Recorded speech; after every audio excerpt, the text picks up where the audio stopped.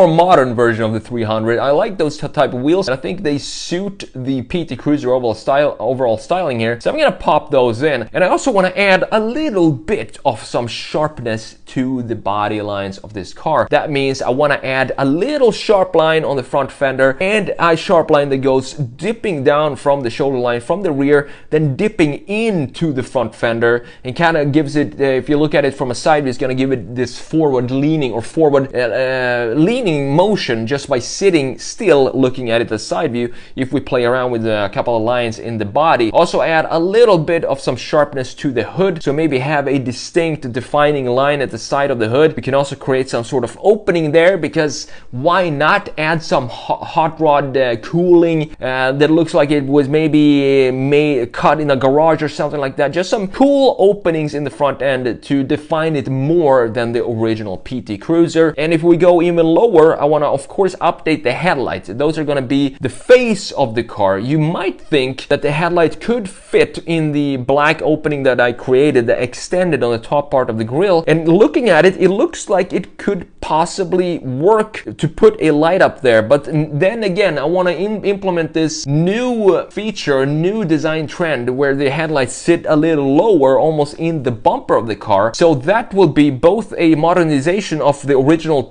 headlights of the PT Cruiser, and on top of that, it's going to be in line with current design trends to have some sort of opening in the top, and then we have the main headlights a little lower, and below that we're going to work on the grille and the intake down there, and the fog lights, of course. Just keep it very, very simple. I don't want the graphics to scream